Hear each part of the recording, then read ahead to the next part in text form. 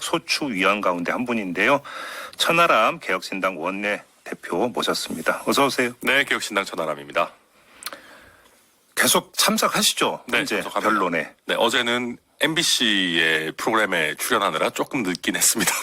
그래도 그런 특수한 경우가 아니면 성실하게 참석하고 있습니다. 아, 예. 네, 저희는 아닙니다. 자, 이거부터 한번 여쭤보겠습니다. 의원이 아니라 요원이었다. 네. 어떻게 들으셨습니까? 저는 뭐 언제부터 제가 요원 자격이 생겼는지 잘 모르겠습니다. 예. 그러니까 지금 이런 말장난을 하고 바이든 날리면 시즌2를 하게 되면 결국은 국민들도 불쾌하시지만 저는 헌법재판관들의 표정이 보이잖아요. 아, 어땠어요? 다들 최대한 티를 안 내려고 하지만 약간 기가 찬다는 표정들이 때때로 나오시거든요. 그러니까 이런 것들이 헌법재판소에서 재판관들을 너무 가볍게 본다라는 인상들을 줄 수 있어요. 저는 이런 거는 자기 스스로도 마이너스인 부분이라고 예. 보여지고요. 예. 그러니까 지금 하고 있는 얘기들을 보면 다 앞뒤가 안 맞아요.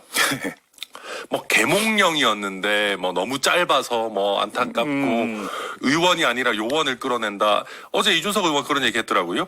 그러면 군인들 요원들끼리 서로 뒷목 잡고 끌어낸다는 얘기냐. 그 요원은 끌어낼 필요가 없고 그냥 철수해라라고 명령하면 되는 거지. 원래 끌어내다라는 표현에는 주어와 목적어가 같이 나와야죠. 그렇죠. 예. 그러면 당연히 물리력을 행사하는 군인이 의원을 끌어낸다라는 것이 자연스러운 것이고 기존의 김용현 장관이 제가 기억하기로는 SBS였던 것 같은데 타 언론사와 텔레그램 인터뷰를 했었어요. 그때 아마 제 기억에 텔레그램으로 국회에 계엄군을 보낸 건 계엄 해제 표결을 막기 위해서인가요? 라는 질문에 네. 네, 최소한의 필요한 조치였다고 생각합니다.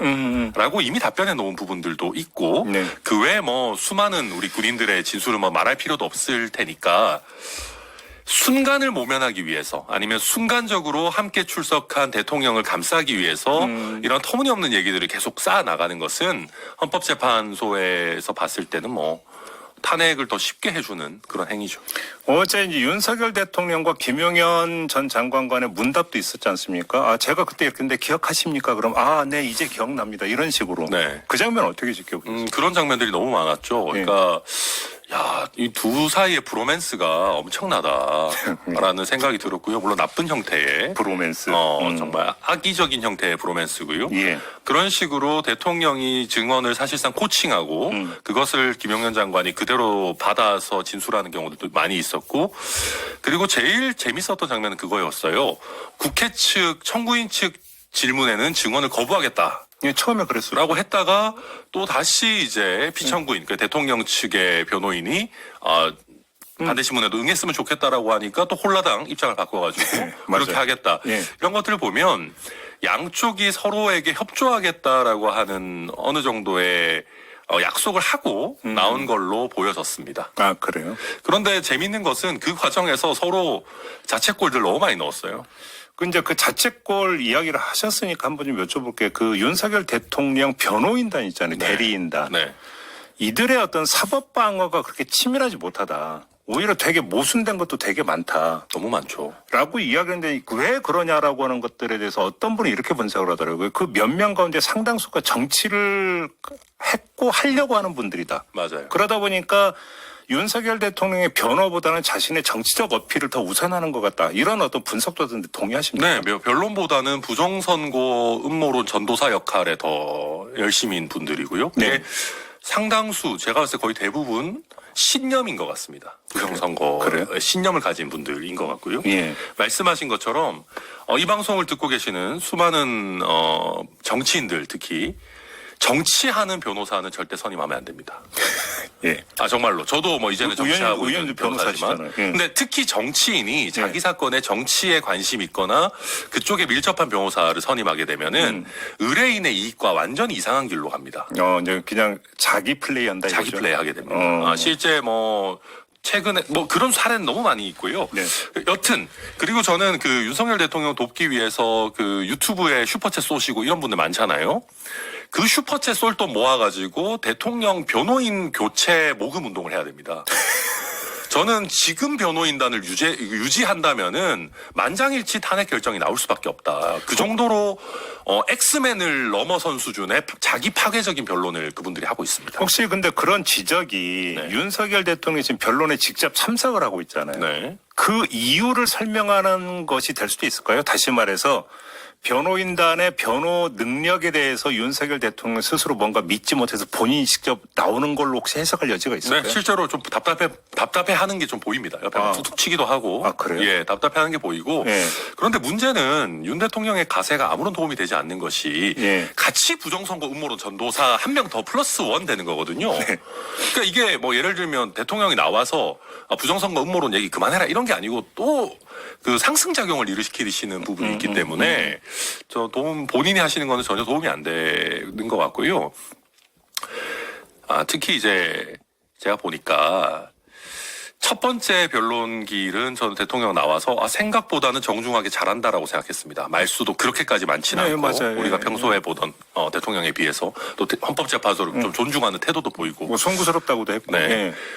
그런데 두 번째 변론길부터는 몸이 풀리셨어요. 어제 막 웃고 이러던데요. 그러니까 몸이 너무 풀리셔가지고 지난번 1차는 워밍업이었다면 2차 변론길부터는 몸이 완전히 풀려서 활발하게 자책골을 넣고 계세요.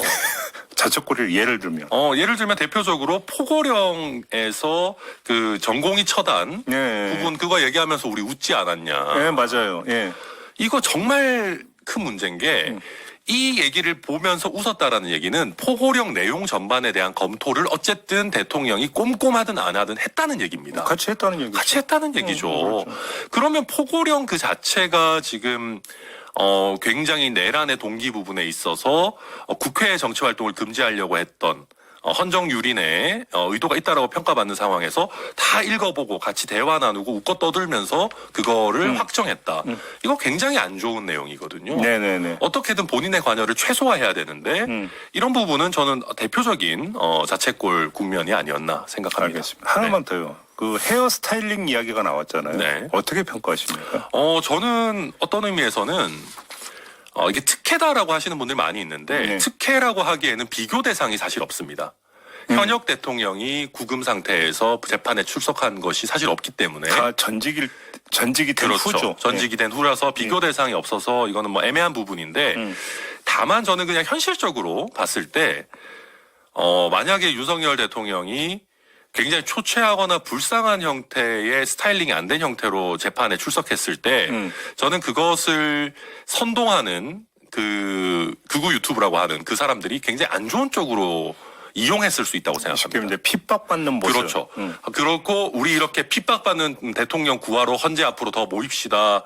헌재 저 인간들 끌어내야 됩니다. 서부지법처럼 우리가 본때를 보여줘야 됩니다는 하나의 선동의 아이템으로 쓸 수 있었을 것 같은데 네. 저는 그래서 저렇게 메이크업 해주고 헤어 해주고 하는 거 개인적으로 마음에 들진 않지만 그런 어떤 정치적 선동의 가능성을 생각했을 때는 할 수 있는 형태고 그리고 헌법재판소에 이제 한 가지 더 얘기하면은 뭐 이건 법무부입니다만 지금 대통령 말하면 중간중간에 끼어들고 하는데 가능하면 안 끊으려고 하거든요. 그것도 보시는 국민들은 꼴 보기 싫으시겠지만 저는 이미 윤석열 대통령 쪽에서는 헌법재판 불복의 그 빌드업들을 하고 있다고 생각하거든요. 네. 그렇기 때문에 방어권을 최대한 보장한다는 측면에서도 조금 꼴 보기 싫어도 최대한 대통령 쪽에 유리하게 해주는 네. 태도가 필요하다라는 생각도 합니다. 알겠습니다. 의원님 모신 김에 의원님은 국민의힘 소속도 아니고 민주당 소속도 아니고 네. 그러다 보니까 이제 제3자적 관점에서 평하실 것 같아서 한번 여쭤보는데요. 네. 지금 여론이 막 많이 급변하고 있다는 거 아니겠습니까? 여론조사 수치로 잡히는 것만 놓고 보면 이건 어떻게 분석을 하세요, 의원님은? 우선은 그러니까 이게 이제 먼저 우리 국민들께서 심지어는 국민의힘 지지 성향의 국민들도 윤석열 대통령은 끝났다라고 마음속으로는 많이들 보시는 것 같습니다. 그래요? 네. 지금 그래서 이것이 윤석열에 대한 가부 판단, 뭐 내지는 찬반 판단을 넘어서서 네. 다음 대선을 이미 보고 계신다라고 생각을 하고 그럼 지금 이제 대선 여론이 선반영되고 있다. 네, 선반영되고 있고 그래서 진영 결집들이 이어지고 있고 네. 그리고 민주당보다 국민의힘이 좀 유리한 국면이 있습니다. 왜냐하면 민주당은 이재명 대표의 원톱 체제잖아요, 지금. 그런데 지금 국민의힘 지지라고 잡히는 부분은 김문수 장관을 지지하는 분부터 뭐 쭉쭉쭉쭉 해서 유승민 의원을 지지하는 분까지 스펙트럼이 넓다. 스펙트럼이 넓게 내가 국민의힘 후보를 지지한다라고 답변할 수 있는 국면이에요. 그래서 사실 이 부분은 저는 국민의힘이 약간 유리한 측면이 있다고 보고. 쉽게 하면 그 당 지지 여부와 후보 그렇죠. 예비 후보의 지지 여부가 동일하냐 더 넓으냐 이 그렇죠. 차이다. 그러니까 예를 들면 후보가 뭐 김문수가 됐든 뭐 누가 됐든 한 명으로 정해졌을 때 지금의 정당 지지율을 그대로 안고 갈 수 있느냐는 예. 조금 지켜봐야 될 부분이고, 다만 민주당 입장에서는 지금 민주 파출소 뭐 이런 거 이상한 거 하고 뭐 자꾸 이재명 대표 자기 재판 미루려고 뭐 이상한 거 막 자꾸 위헌법률 심판 제청하고 이런 것들이 이재명에 대한 비호감도 또 반대 진영의 결집을 계속 악화시키고 있다. 저는 그렇게 평가합니다. 알겠습니다. 당 얘기 좀 잠깐 안 여쭤볼 수가 없는데요.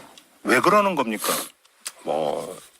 이게 우선 제가 개혁신당 사태를 보면서 참 작은 당의 이런 분쟁이 격화되기가 쉽다라는 느낌을 받는 게요. 오히려 왜 그러냐면 예.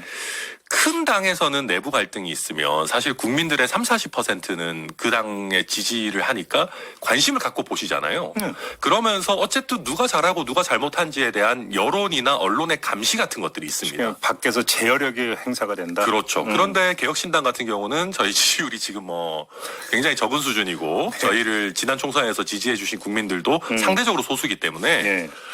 이게 골마 터져서 폭발하기 전까지는 언론에 의해서 왜 싸우는지나 누가 옳고 그른지가 사실 제대로 된 예. 감시가 이루어지지 않습니다. 예. 그래서 저도 뭐 여러 이유가 있지만 어쨌든 가장 먼저 터져 나왔던 것은 허은하 대표의 당 운영이 문제가 있다라고 하는 당직자들의 문제 제기였고, 사실 그때 허은하 대표가 이런 부분은 좀 미안하다, 뭐 이런 부분 어떻게 바로 잡겠다라고 했으면 사실 쉽게 사그라들 수 있는 문제였는데, 그 이후에 좀 격화가 됐죠. 격화가 돼서 이제 이주영 의원이 정책위 의장인데 저희 당에 또 이제 무리하게 본인 편으로 교체하려고 하는 시도들이 있고 서로 이제 표대결 국면으로 가고 하다 보니까 더 지금 다툼이 좀 격화되어 있는 상황 아닌가 여기서 뭐 생각합니다. 세세하게 뭐 당의 규정이 어떻고 절차가 어떻고 이런 얘기가 지금 뭐 짚을 여지도 없고 필요도 없을 것 같고. 네네.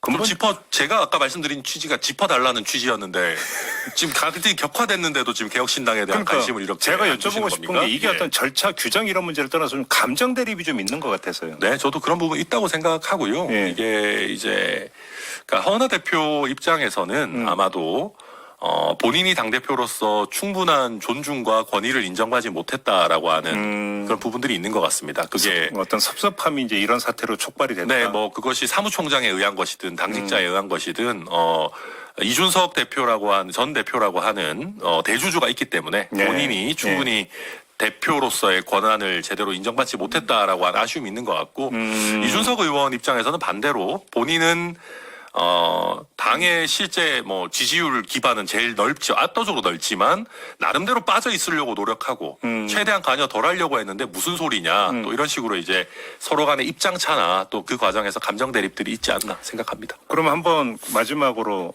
갈라설 수밖에 없다고 보십니까? 회복이 가능하다고 보십니까?